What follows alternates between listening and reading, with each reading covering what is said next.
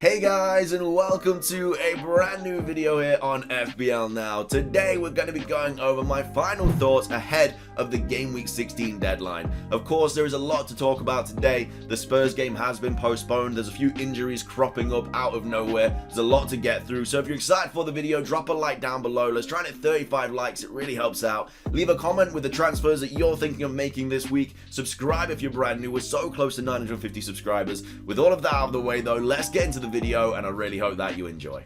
So, starting things off, before we get into all of the big information before the Game Week 16 deadline, just going to quickly go over my team because I have made two transfers this week. I did decide to take a hit with the news of the postponement of Brighton and Tottenham. So instead of Sanchez, I took a hit and brought in De Gea. I think he actually had a price rise last night. I think he's had over 100,000 people bring him in, and that's not surprising. You know, Sanchez is, well, it was a 0.5 difference up to De Gea. So if you had the money, it was kind of a no-brainer, really. Like, he's got Norwich away, and then he just has a ridiculously good fixture, and United look good at the back now. You don't have to worry about like United defenders and stuff because De Gea is going to play every single game.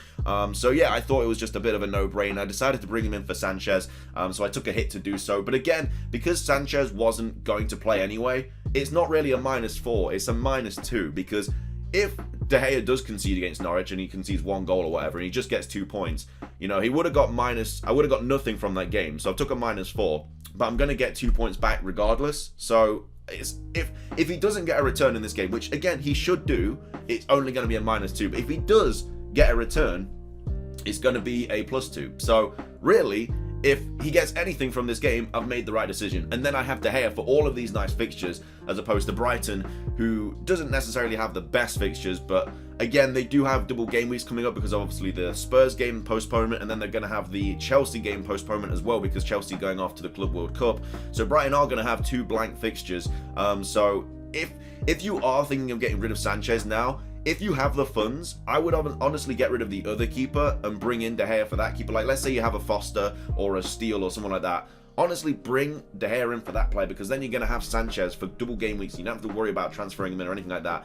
And goalkeepers for double game weeks are great because you know they're definitely going to play. And yeah, sometimes they're only going to get like 4 points. But at the same time, it's a double game week, always nice to have. But I didn't have the money. I've only got 0.3 left in the bank, so I was just a little bit off bringing in De Gea for steals. So unfortunately, I had to bring him in for Sanchez. But again, I can work all of that around later on in the season. But yeah, I've gone with De Gea. I took a -4, but it's basically a -2 at this point, or a -3. You know, if they do concede 2 goals or whatever. But I don't think he's going to make many saves against Norwich. I think they're going to dominate that game. I'm just really hoping for a clean sheet. But yeah, that's why I went with that, because again, it's not a terrible hit. It's just a -2 potentially at the end of the day. At the back line, we've got Trent, Rudiger, James, and Cancelo. Again, quite happy with this back line. Leeds have a lot of injuries going into this game week. It's actually crazy. Like, Bamford, really unlucky, man. He's obviously out with like a hamstring injury or something, and then he's come back and he got another hamstring injury, so he's out. You got the likes of, I think Phillips might be out.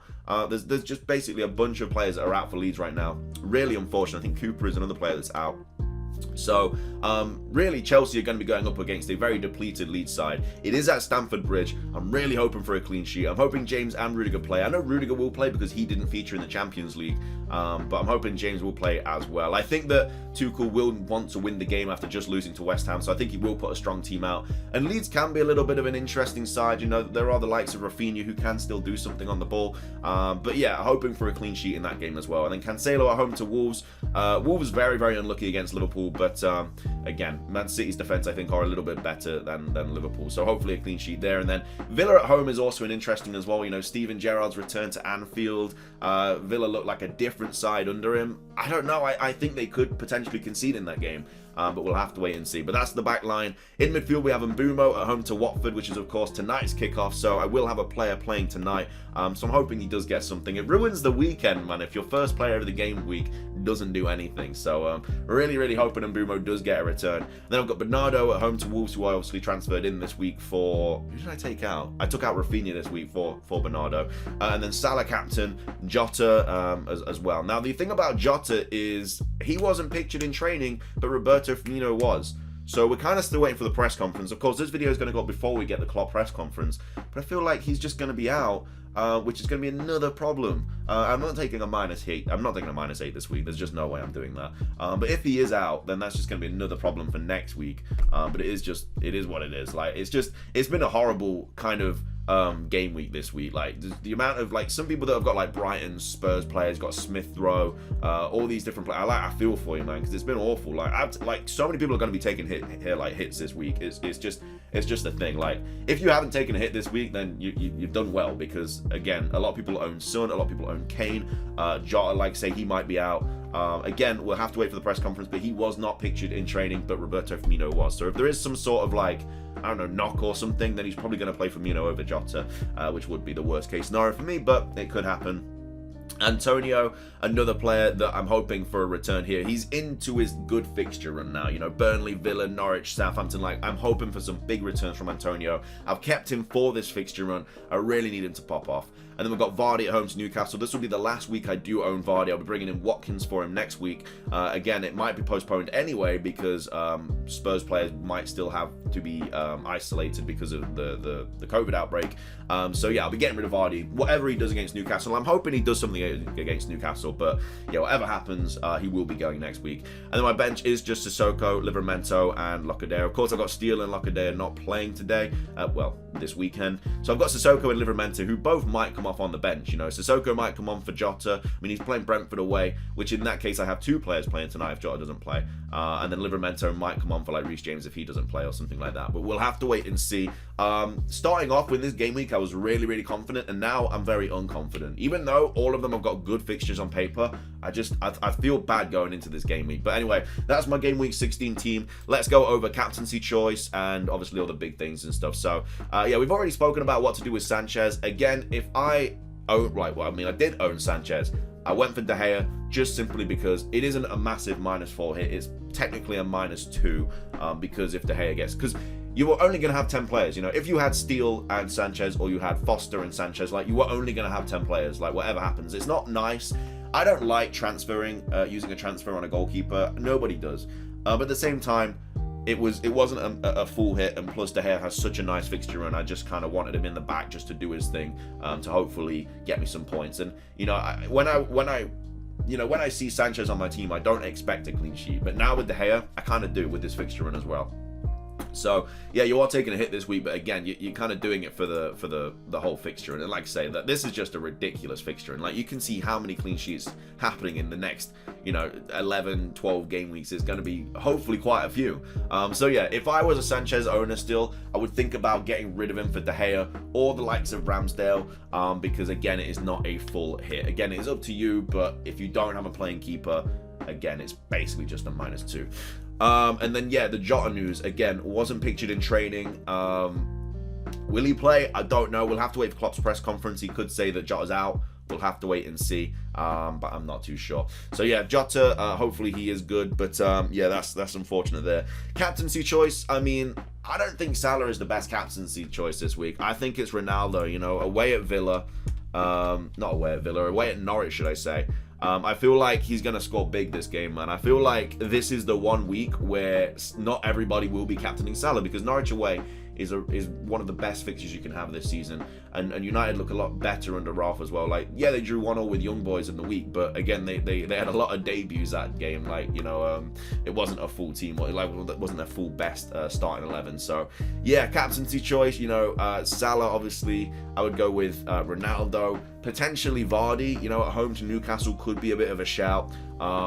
Maybe even somebody like Reece James at Leeds, Lukaku at Leeds, maybe. I mean, Lukaku didn't look great in the Champions League. He looked quite slow and stuff. But I think the top two would have to be Ronaldo and Salah. And I think this will be the game week where a lot of people do choose someone other than Salah, which, again, people will have to get used to soon anyway, because AFCON is starting on the 9th of January. So I do believe that Salah will be missing game weeks 22 and game weeks 23. And then if Egypt make their way to the final, then he will also miss game week 24. So, of course, that brings up the discussion, what do you do with Salah ahead of those game weeks? Do you get rid of him, or do you not? I feel like if Tottenham has some double game weeks there, I think a lot of people are just going to downgrade Salah to Son and then just bring him back in when he's back. But at the same time, a lot of people brought Salah for 12.5. He's now 13.1. So if you do sell him, let's say it's 13.2 by the time he goes off to AFCON. That's fair enough, because he's obviously going to go down in price when everybody sells him. So you probably go back to like 13.1, maybe 13 if you're lucky. So if you sell him straight at the start for 12.8 or whatever, then you only really have to make like a 0.2 mil difference, which isn't that bad. So maybe you could maybe you could see the point in getting rid of him for like a Son or a Bruno Fernandes or someone like that. Yeah, whether you keep him or not, I'm not too sure. Like Mendy is another player that I like. If you were a Mendy owner right now, what would you do with Mendy? Like, would you bring in someone like De Gea for him? Would you bring in Kepa for him and then go back into Mendy? There's also Dennis as well, who potentially could be going off to AFCON, which is why King is looking like more of a better player for me. Like, I'm bringing in King or Dennis, not next week, the week after, for Locadea, and I'm not sure whether to bring in Dennis or King. Like Dennis, if he does go after AFCON, I'll have to waste the transfer, then bringing in King, but again, there's potential that he might not even go. But I think King, he's on penalties as well while Sarr out, but Sarr's going to AFCON anyway. So yeah, I think I probably will go for King, even though Dennis has been doing better numbers recently, but it just is something to think about, because over the Christmas period as well, you're gonna want a really, really good bench, and obviously that's what. To be fair, who do Watford even have ahead, like in those fixtures there? So like game week 22, yeah, Newcastle, Norwich. Like, I mean, to be fair, if you're a Dennis owner, then yeah, you'd really want someone from Watford for those two fixtures, because they're really, really good fixtures. So yeah, Newcastle and Norwich, I'll probably bring in King for those games, to be fair, because I don't want to not have him. But yeah, that's kind of everything that I really wanted to go over today. I don't think there's anything else to really talk about. We've spoken about, like, also, if you have Kane, by the way, if you're a Kane owner and you don't really know what to do with him, I think the best idea is just simply to get rid of him for Ronaldo. It's a 0.2 difference. It might be 0.3 now. I'm not too sure. I haven't really looked at the price changes, but it is not a lot of money. And again, you might have to take a hit somewhere else to bring in Ronaldo, because you might not have like the 0.2, 0.3 funds in your bank, which again, I think is very much worth it. Kane, he's been off form anyway. He's not playing this game week. He's probably not playing next game week. Ronaldo has Norwich, and then he has Brentford. Like, it's just the play. If you have Son, it's a little bit more difficult, because like, what do you really do with it? Like, do you downgrade from like Son to Bernardo, and then if I don't know, maybe if you're like a Vardy owner, do you then upgrade to Ronaldo and take a hit?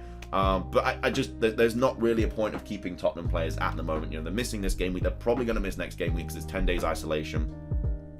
So yeah, I think that getting rid of the Spurs players right now is the best kind of thing to do. But yeah, that is going to be everything for today's video. I hope you guys enjoyed it. If you did, make sure to drop a like down below. Let's try and hit 35 likes. Leave a comment. What are you doing with your Spurs players, with your Brighton players? Let me know. Subscribe if you're brand new. That's everything from me. Have a fantastic rest of your day, and until next time, peace.